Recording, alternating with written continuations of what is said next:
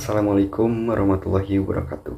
Perkenalkan, nama saya Muhammad Raihansyah, mahasiswa Insiper Yogyakarta dari program studi kehutanan. Pada video pertama ini saya akan menjelaskan mengenai aplikasi ICT di bidang kehutanan. Nah, teknologi di bidang kehutanan ini sangatlah beragam. Tentu teknologi tersebut mempunyai peran yang sangat besar dan penting untuk pengelolaan hutan. Ketika kita membicarakan pengelolaan, tentu informasi menjadi bagian yang amat penting untuk dikuasai, terlebih di kehutanan, karena mengelola sumber daya yang begitu besar, dari mulai bagaimana agar suatu kawasan hutan itu tetap lestari, penebangan pohon secara selektif agar intensitas tebangan masih dianggap reasonable. Semua itu membutuhkan usaha yang sangat besar dan biaya yang tinggi. Tapi karena perkembangan di bidang ICT yang begitu pesat, maka seharusnya pengelolaan hutan semakin baik. Nah, saya akan mengulas sedikit 3 aplikasi ICT di bidang kehutanan. Aplikasi yang pertama yaitu remote sensing. Remote sensing atau penginderaan jauh yaitu perkembangan teknologi dalam bidang pemotretan yang dilakukan di udara, atau bisa juga didefinisikan sebagai kegiatan pengukuran data menggunakan alat pada suatu objek, daerah, atau fenomena tanpa kontak fisik dengan objek, daerah, atau fenomena yang dikaji tersebut. Nah, kemudian yang dimaksud alat di sini yaitu pengindra atau sensor. Umumnya itu sensor dibawa oleh sebuah wahana, entah itu balon udara, pesawat, satelit, dan yang paling trendy tentu saja drone dan wahana lainnya yang dapat merekam secara luas pada permukaan bumi. Ada 3 komponen utama dari remote sensing ini, yaitu yang pertama objek yang diindra, sensor yang merekam objek, gelombang elektronik yang dipantulkan atau dipancarkan oleh permukaan bumi. Nah, interaksi dari komponen ini menghasilkan data penginderaan jauh yang selanjutnya melalui proses interpretasi dapat diketahui jenis objek, area, atau fenomena yang ada. Pada penggunaan di bidang kehutanan sendiri secara umum, dapat dikatakan bahwa penginderaan jauh ini sangat berperan dalam mengurangi secara signifikan kegiatan survei terestrial dalam inventarisasi dan monitoring sumber daya alam. Kegiatan survei terestris dengan adanya teknologi ini hanya dilakukan untuk membuktikan suatu jenis objek atau fenomena yang ada di lapangan untuk disesuaikan dengan hasil analisis data. Aplikasi yang kedua yaitu SIG. SIG atau Sistem Informasi Geografis merupakan penggunaan sistem berisi informasi mengenai kondisi bumi dalam sudut pandang keruangan. SIG ini tidak bisa lepas dari teknologi yang sebelumnya saya jelaskan, yaitu remote sensing.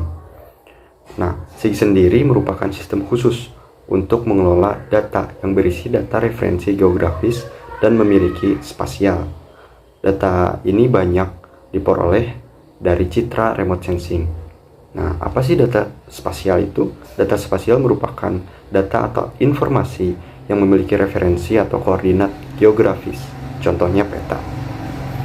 Kemudian ada komponen-komponen dari SIG, itu ada 3. Yang pertama, perangkat keras atau hardware. Perangkat ini digunakan untuk mendukung kerja dari SIG, seperti CPU, monitor, printer, digitizer, scanner, plotter, CD-ROM, video, dan flash disk.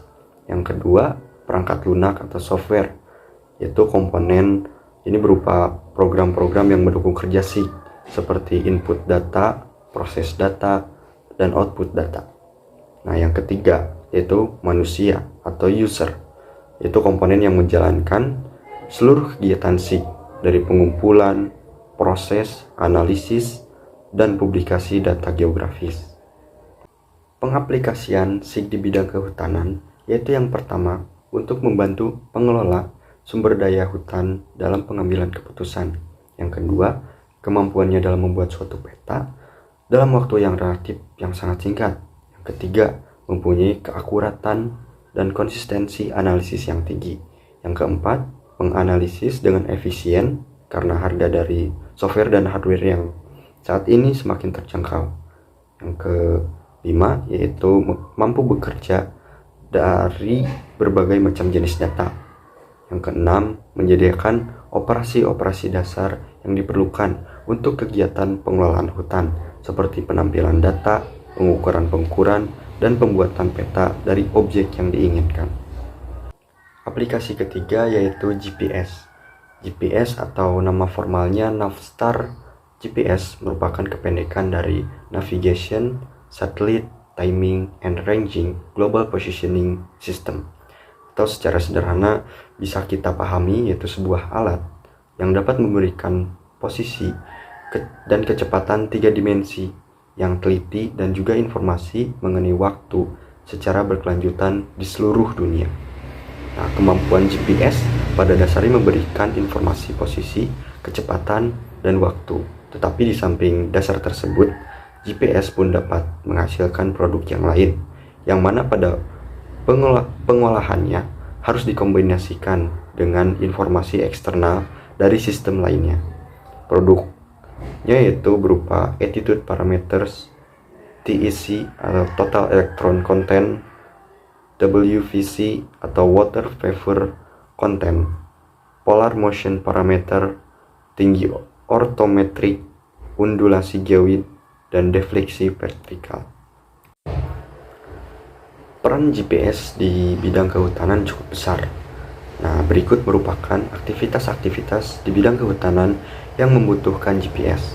Yang pertama, yaitu penentuan jaring titik-titik kontrol untuk keperluan pemetaan hutan. Yang kedua, penentuan dan perekonstruksian batas luar dan batas fungsi hutan.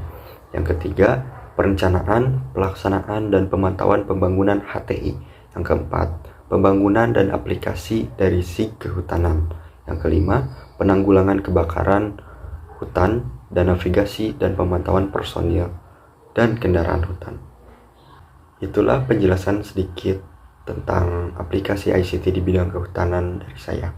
Semoga bermanfaat. Terima kasih. Wassalamualaikum warahmatullahi wabarakatuh.